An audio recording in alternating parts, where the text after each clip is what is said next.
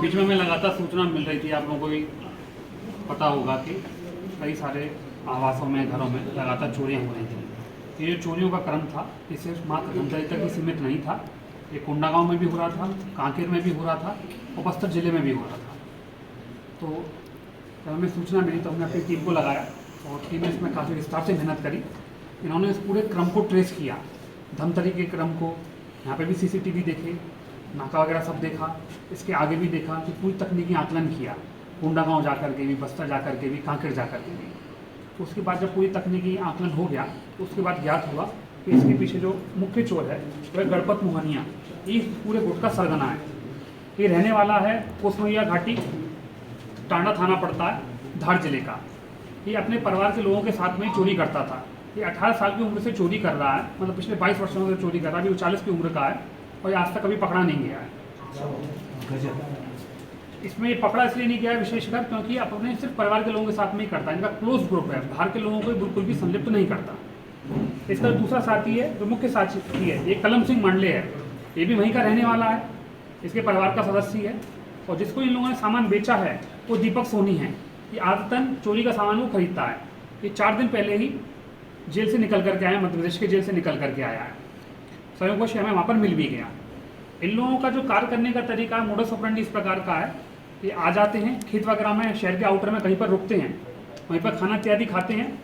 उसके उपरांत में दिन में घूम घूम करके रेकी करते हैं, देखते हैं सूने मकान कहाँ पर हैं, जहाँ पे धूल वगैरह पड़ी हो, दरवाज़ा लगे कि लंबे टाइम तक बंद है, रात में रोशनी ना हो रही हो, कपड़े ना सूख रहे हों, अखबार पड़ा हुआ हो, उन सबको ये लोग चिन्हांकित करते हैं।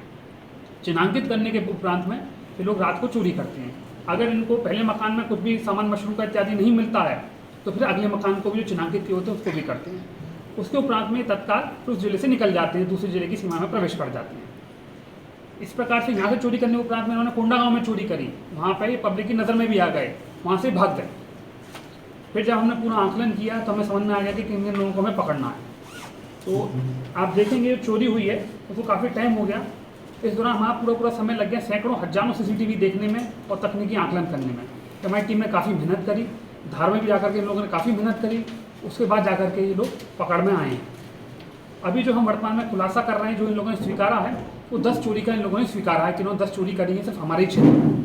इसमें हमें कुछ जो सामान है वो कोंडागांव का भी मिला है, कांकेर का भी मिला है और अधिकतम सामान जो है वो धमतरी का है, जिसकी भविष्य में हम लोग पहचान करवाएंगे। तो तत्काल में हमें ये स्पष्ट है कि इन लोगों ने 10 चोरी करी है। इसके अतिरिक्त और किन किन अन्य जिलों में और अन्य राज्यों में चोरी करी है तो इस संबंध में हमें जानकारी नहीं है।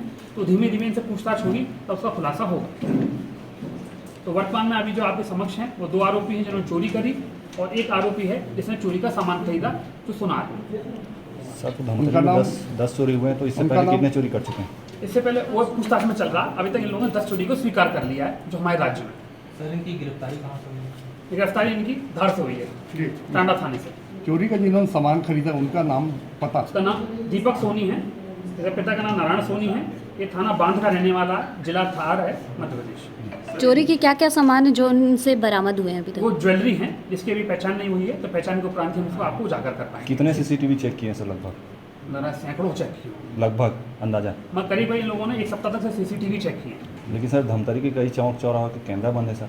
जी, उसको भी हम प्राथमिकता पर ले रहे हैं। आज उसका रिपेयर का काम चल रहा है, तो आज 3-4 चौराहों का करीब 15 से 16 के करीब सीसीटीवी आज चालू हो जाएंगे। बाकी को भी हम 2 दिन के अंदर प्राथमिकता पर उसको चालू करवा लेंगे। क्योंकि ये चोरी हुई उसके उपरांत में समझ में आया कि सबसे पहले हमें सारे सीसीटीवी के जो नेटवर्क है उसको सशक्त कर लेना है।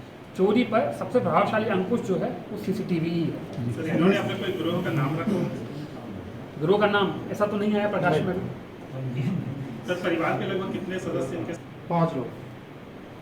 सर, छत्तीसगढ़, मध्य प्रदेश के अलावा क्या और दूसरे राज्यों में इन्होंने इस तरह के काम किए? और भी हम पूछताछ कर रहे हैं, पूछताछ में फिर विस्तार से आएगा। क्योंकि हमारे पास जो चोरियां थी उसके संबंध में हमने उनसे पूछा कि यार ये भी आपने करी, तो हमें सूचना थी कि वही का एक ग्रुप है जिसको हम पहले पकड़ नहीं पा रहे थे।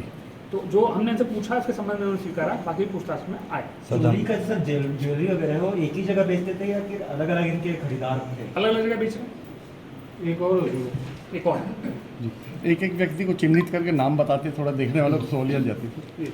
हमसे जुड़े रहने के लिए हमारे YouTube चैनल को सब्सक्राइब करें और नई वीडियो की नोटिफिकेशन के लिए बेल आइकॉन को दबाएं। अगर आप ये वीडियो Facebook पर देख रहे हैं तो लाइक जरूर करें और ज्यादा से ज्यादा शेयर करें। धन्यवाद।